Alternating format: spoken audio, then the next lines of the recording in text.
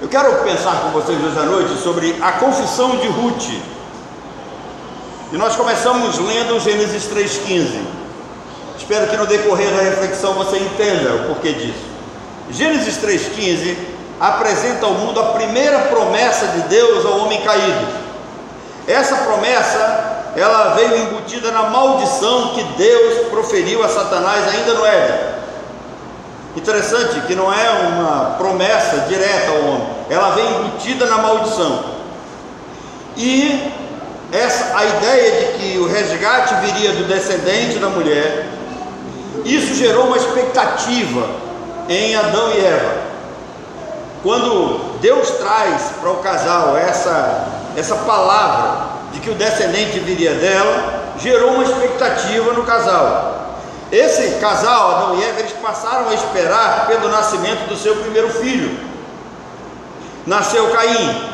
Quando você lê as palavras de Eva, o que foi que Eva disse? Adquiri um varão do Senhor. Quando ela diz eu adquiri um varão do Senhor, isso mostra a esperança naquele que havia nascido. Quando Deus fala do descendente da mulher, Eva entendeu que viria dela.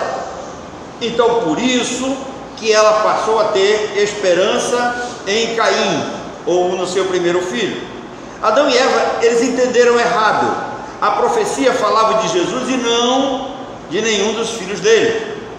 Tanto é que Gênesis 3,15, ele é considerado o proto-evangelho. Proto, que vem uma palavra que vem do hebraico, significa início. E evangelho significa boa nova. Então é o início da boa nova, é o primeiro anunciamento, é a primeira boa palavra. Proto-evangelho é a primeira profecia de Deus aos homens quanto à vinda de Jesus. Essa é a parte fácil da profecia, porque essa profecia tem uma parte que é muito difícil para entendimento nosso. E a frase que diz, mas este te ferirá a cabeça e tu lhe ferirás ao calcanhar, tem algo muito mais profundo do que os teólogos brasileiros ensinam.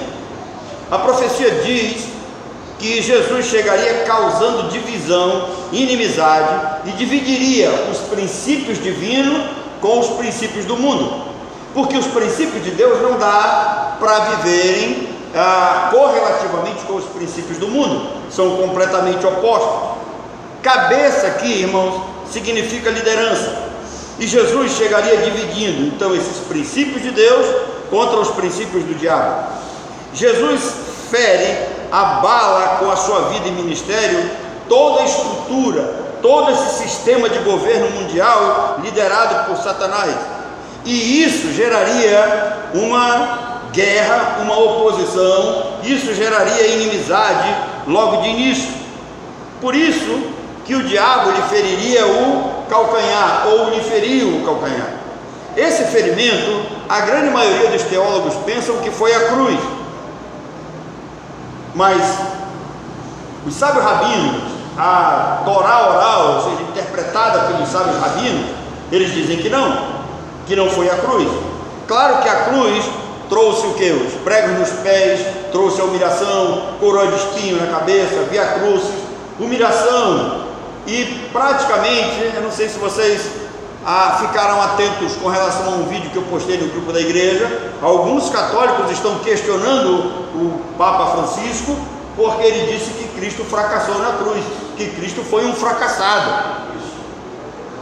Esse Papa tem falado algumas heresias aí, né? Então, fiquem atentos, tá? E alguns acham que Jesus de fato falhou, que Jesus foi derrotado, mas ele constantemente falou aos seus discípulos que ele veio a este mundo para morrer. Não era segredo para ninguém. Mas a Torá oral então diz que essa palavra, ela não é literal, ela é simbólica. Esse ferimento não tem nada a ver com a cruz, e que os sábios rabinos dizem que Deus estava falando de uma geração que antecederia a vinda do Messias. Ou seja, os rabinos dizem que Satanás vai ferir a geração que vai estar antecedendo a volta de Jesus. Os sábios vão mais a fundo e dizem que quando você entra em algum lugar, qual é a primeira parte do seu corpo que chega? O calcanhar. Interessante isso. Então, essa geração que precede a vida de Jesus, ela vai ser ferida. Satanás vai ferir essa geração de que modo? Eles explicam princípios morais, princípios éticos, princípios espirituais, todos eles serão mudados antes da volta do Messias. Um dos indicadores da volta de Jesus é a falta de valores éticos e morais no mundo. Os rabinos dizem que essa geração que vai anteceder a volta de Jesus vai ser notório a falta de pudor. A falta de pudor será visível, será dominante, o imoral será normal. Vocês viram aí no governo do PT crianças sendo levadas para exposição de quadros, né? Homens cometendo bestialidade, vocês viram, né? Todo tipo de sujeira, de imoralidade. O governo mundial será mau, herege, e não haverá ninguém que o repreenda. A lei de Deus vai apodrecer, preste atenção, a lei de Deus vai apodrecer, e a maioria das pessoas terão nojo de quem pregar contra o pecado. A juventude vai dominar e envergonhar os mais velhos. As relações familiares serão arruinadas, e haverá todo tipo de perversão, e essas perversões serão normais. Os justos sofrerão oposição, os seus inimigos estarão dentro da sua própria casa. A lei de Deus será esquecida, e ainda que a figueira dê frutos, preste atenção, que eles estão falando da igreja, ainda que a figueira dê frutos, será insuficiente, e esses frutos serão fracos.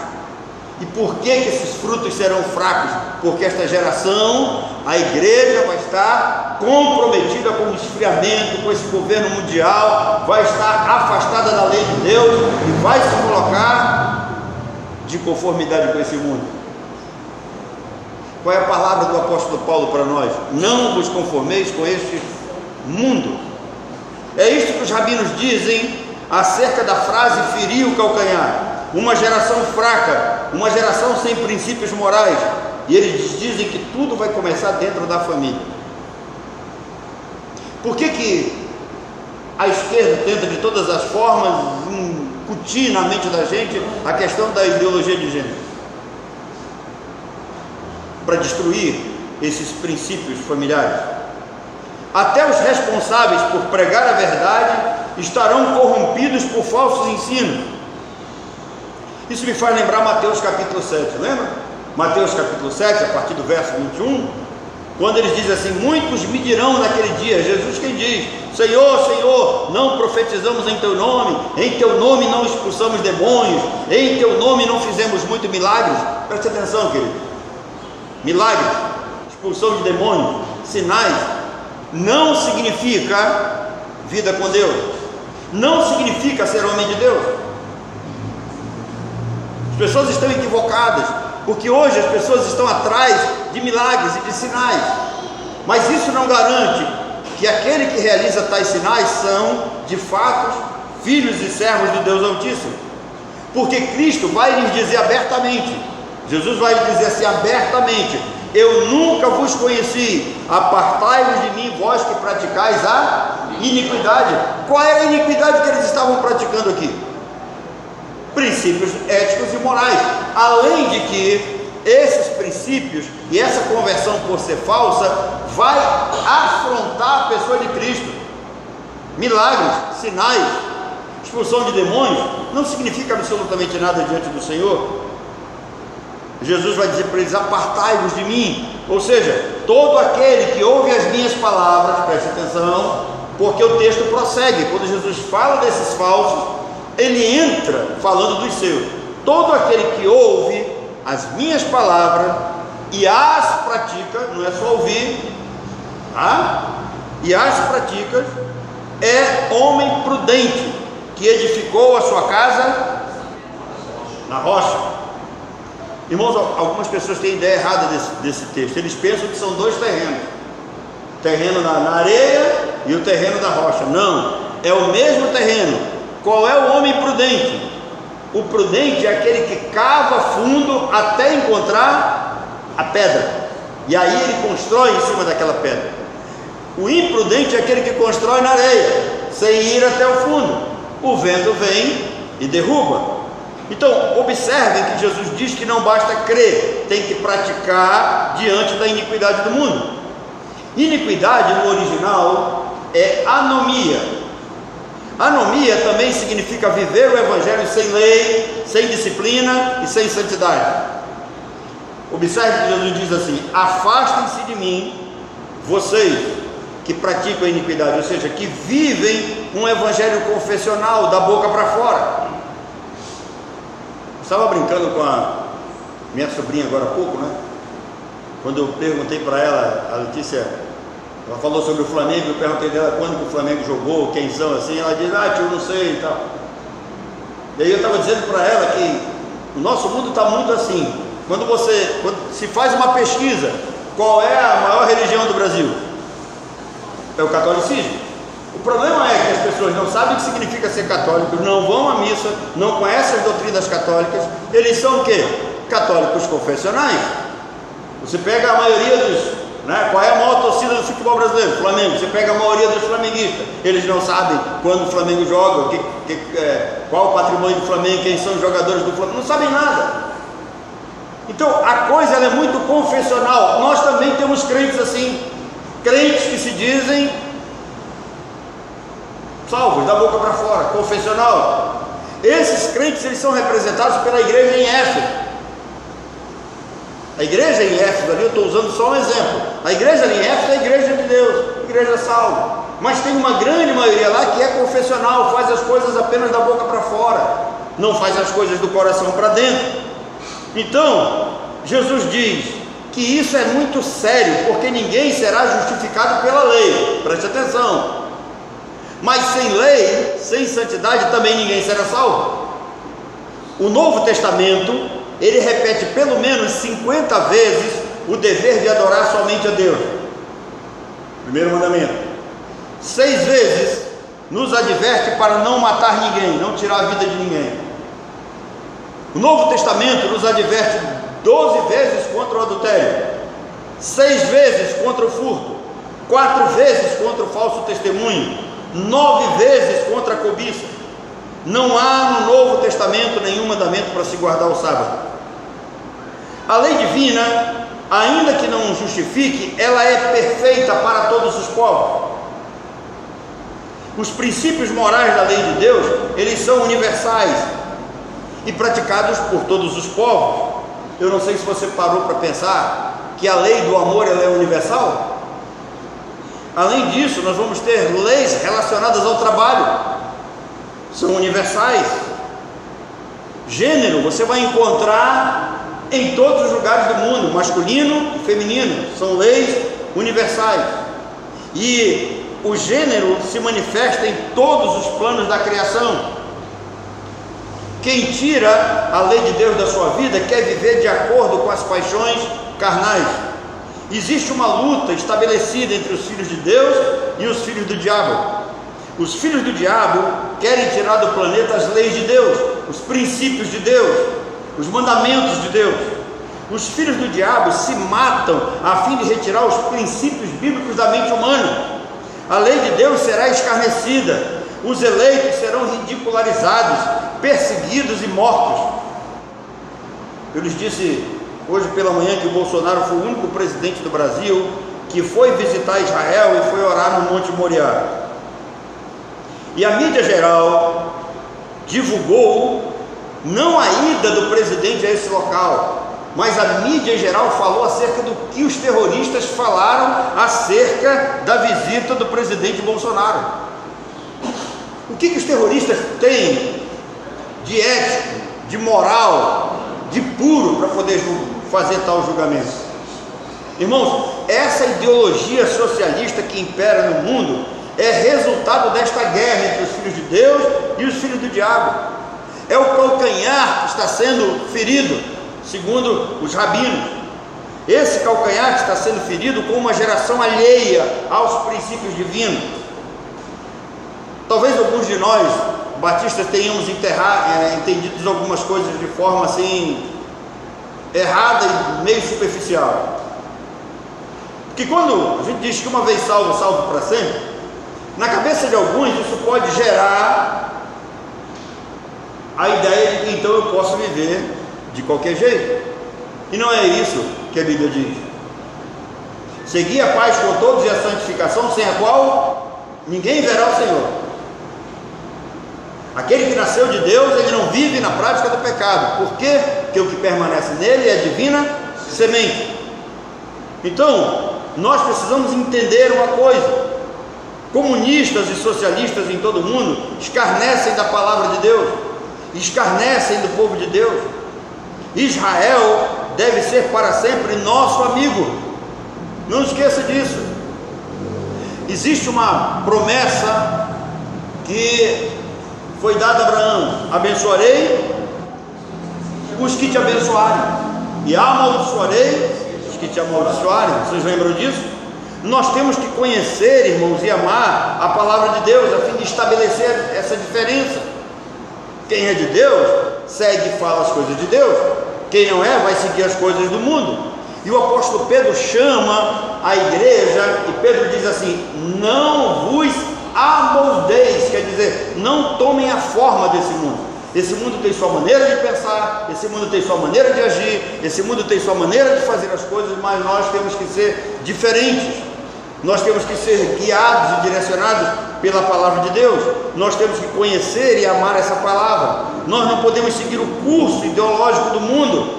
Não vos conformeis com este mundo. Paulo frisa isso. A igreja, irmãos, está no mundo não para viver a lei e os princípios divinos no sentido da salvação, mas a igreja não pode viver sem a lei e sem os princípios de Deus. Se por um lado ninguém será justificado pela lei, por um outro lado nós temos que testemunhar essa lei de Deus. Observem que eu lhes mostrei que os 9 mandamentos estão presentes no Novo Testamento, e isso é obrigação nossa. A igreja, ela não está no mundo para pegar em armas, para fazer marchas de protesto. A igreja não está no mundo para isso. Quando convocarem você para ir para a marcha para Jesus, não vai não. A igreja não está no mundo para isso. A igreja está no mundo para testemunhar e viver os princípios de Deus. As pessoas vão ser impactadas pela vida de vocês, pela forma como vocês vivem. Vocês lembram da igreja em Atos? Capítulo 2, eles não evangelizavam. O texto diz lá: e perseveravam na doutrina dos apóstolos, na comunhão, no partir do pão, cada um havia temor, partiu o pão, né? Todos os dias estavam unânimes no templo, e cada dia acrescentava-lhes o Senhor aqueles que deviam ser salvos. E mais, eles contavam com a simpatia do povo. Como é que o povo de fora era impactado pela forma como eles viviam? Pelo testemunho deles. Em nenhum momento a igreja saiu fazendo marcha contra Roma, tentando derrubar o Império Romano, tirar o imperador do seu trono, não. Mas o testemunho da igreja impactava aquele momento da história. Irmão, nós precisamos entender uma coisa: a igreja, ela foi enxertada em Israel, mas ela não foi enxertada em Israel para viver rica e poderosa nesse mundo, viver de flosô, como diziam os antigos. Não. Assim como Israel sofreu por servir a Deus em um mundo politeísta e pagão, também nós temos que pagar um preço. A nossa fé tem um preço, o nosso testemunho tem um preço. Nós vamos ser escarnecidos, nós vamos ser perseguidos. A igreja sofrerá por viver esses princípios da palavra de Deus num mundo ideologizado. Nós não temos como fugir disso. Eu seria leviano e mentiroso se eu chegasse aqui e dizer: olha, vou levantar a mão, declarar bênção sobre você, e você vai sair daqui vitorioso, Deus vai dar prosperidade para você, e chegue nesse local que você vai ser curado de toda a sua enfermidade, a sua conta bancária vai ser enriquecida, você vai viver feliz na sua casa. Irmãos, não existe isso nas Escrituras, em nenhum momento. Não está nos planos de Deus essa vitória toda para a igreja neste mundo.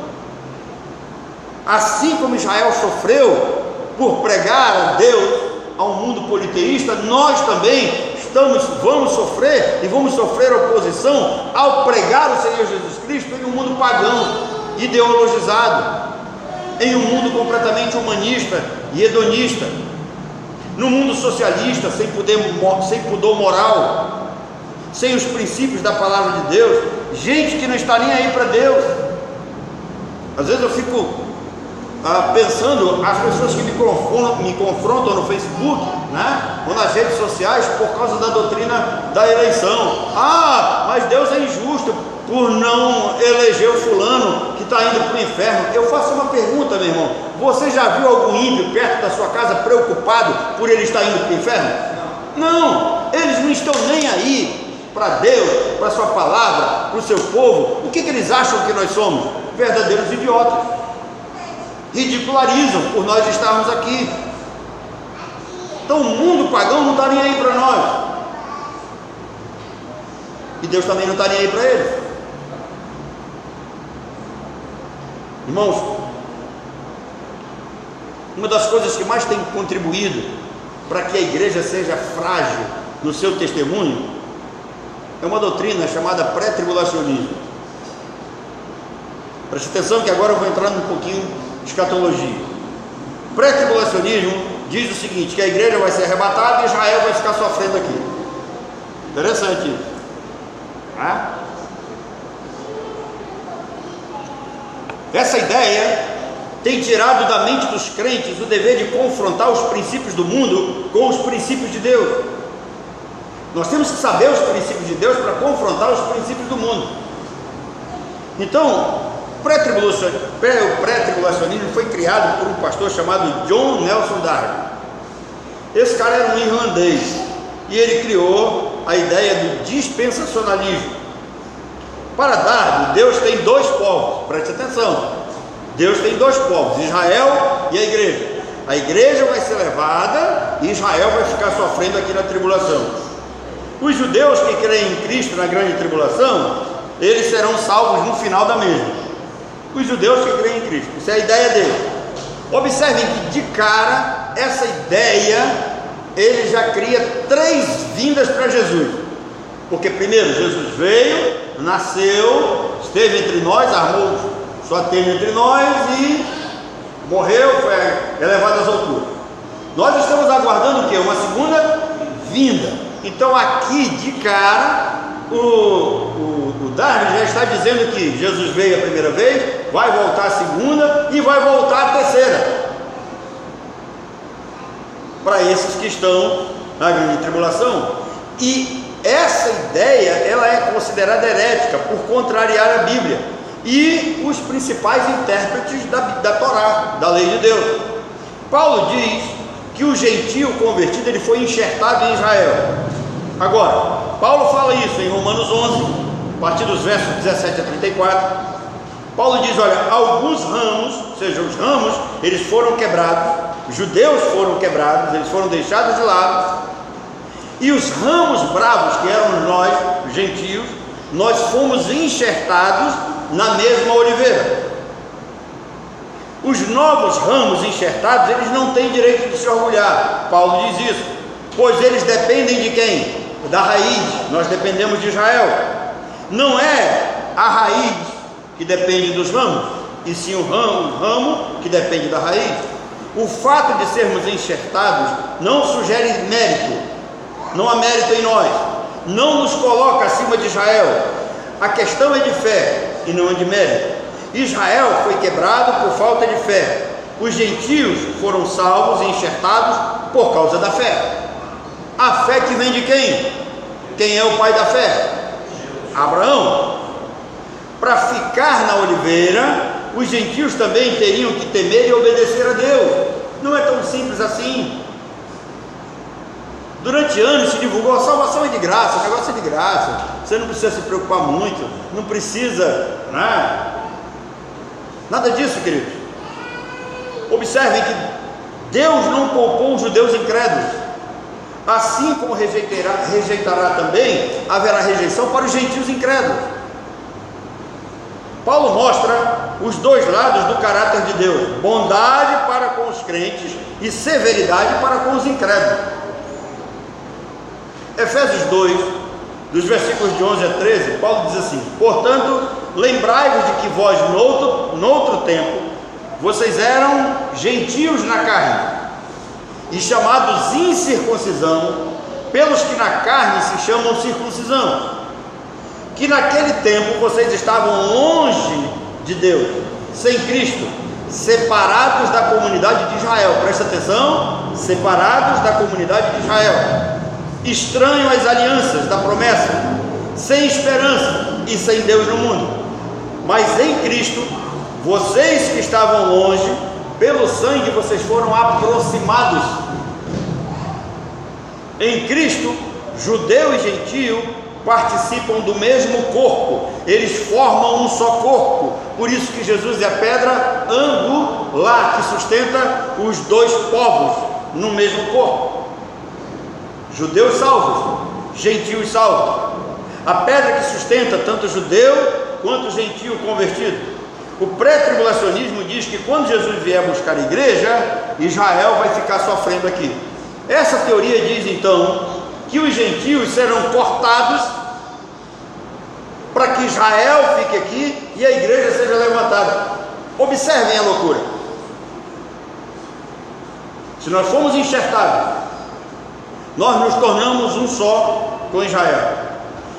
Quando Cristo voltar, para que só a igreja suba, Deus vai ter que cortar de novo.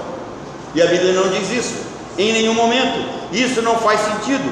Se formos enxertados, nos tornamos um só povo. Paulo afirma claramente: nós somos um só corpo em Cristo, tanto judeus quanto gentios. Deus não vai cortar, não vai separar judeus dos gentios. Ambos, como um só corpo, eles estarão juntos na tribulação e nas bodas do Cordeiro. Vocês lembram ainda do tema desse sermão? Eu disse para vocês que ia pensar sobre a confissão de Ruth. O que foi que Ruth disse? Eu lhes disse no início que Ruth ela é uma moabita que foi convertida ao judaísmo.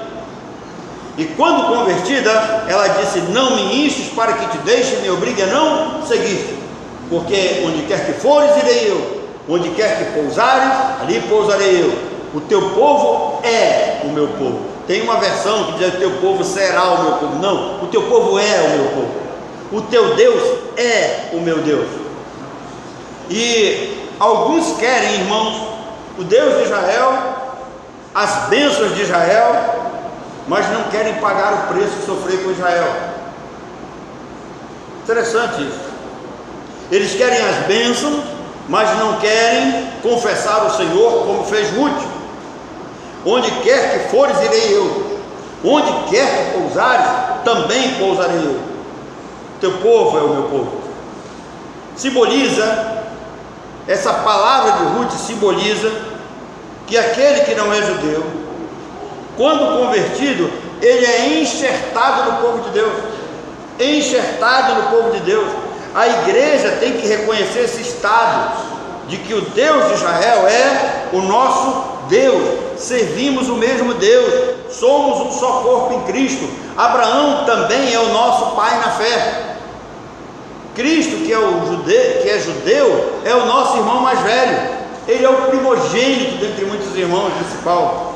O pré-tribulacionismo nega o simbolismo teológico do enxerto eterno.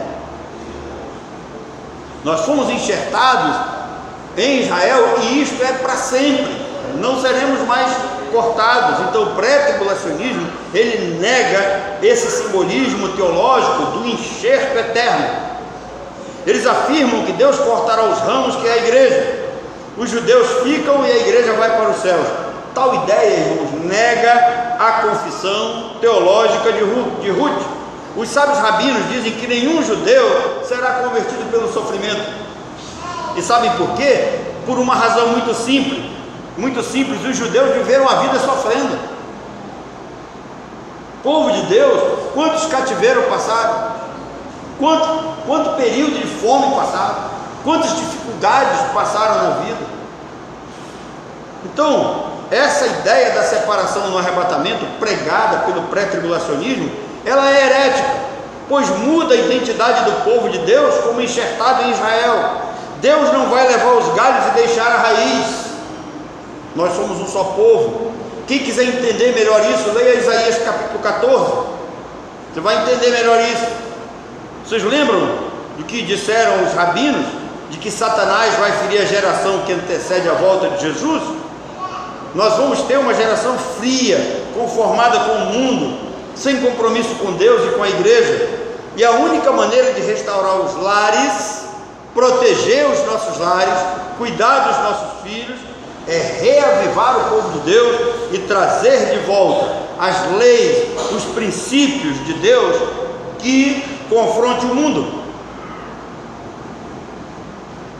Princípios que retirem da mente dos pseudos crentes de que hoje a ideia de um cristianismo sem cruz.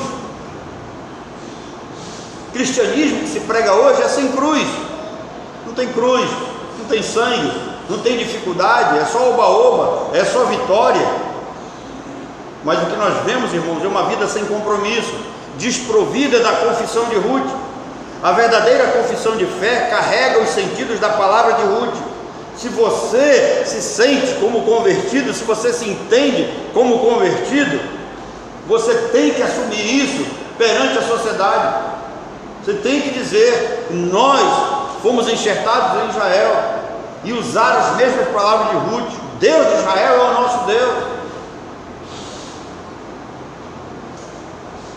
Se você não quer assumir esse compromisso, saia da igreja. Aqui não é lugar para você. A vida não é tão simples assim. Observe que Ruth disse: jamais deixarei o Deus de Israel. Noemi diz: volte para sua terra, volte para sua parentela, né? E ela diz: jamais deixarei o Deus de Israel. Porque nós somos um só povo, nós somos um só corpo em Cristo. Onde Israel for, iremos nós. Onde Israel estiver, estaremos nós. Onde Israel pousar, ali pousaremos nós. O povo de Israel é o nosso povo. O Deus de Israel é o nosso Deus também. Irmãos, que Deus nos abençoe e Ele nos faça entender essas coisas. Observe que a cada dia que passa nós vamos subindo um degrau na questão do nosso conhecimento teológico, na questão do aprimoramento doutrinário. Ferir o calcanhar, então, para os sábios judeus, tem a ver com uma geração fraca, uma geração sem compromisso, uma geração sem testemunho, uma geração sem poder na sua mensagem. Ainda que haja frutos. E que frutos são esses? Vocês podem ver aí templos cada vez mais cheios. Vocês podem ver a televisão divulgando cada vez mais milagres e sinais. Contra isso nós temos as palavras de Jesus: apartai-vos de mim, vós que praticais a iniquidade. Contra isso nós temos as palavras do apóstolo Paulo, né, com relação à eleição de Deus. Vocês vão lembrar também das palavras de Jesus, que muitos são chamados, mas poucos escolhidos. Eu faço uma pergunta: onde é que estão esses muitos chamados? Nessas igrejas, desses oba-obas aí. Gente que não teve a coragem de abrir a boca para fazer a confissão de Ruth. Que Deus nos faça então assumirmos esse compromisso. Ser crente de fato é coisa séria. Pagar um preço, abrir a boca, como Ruth, dizer: teu povo, o meu povo, teu Deus é o meu Deus. Que Deus nos abençoe.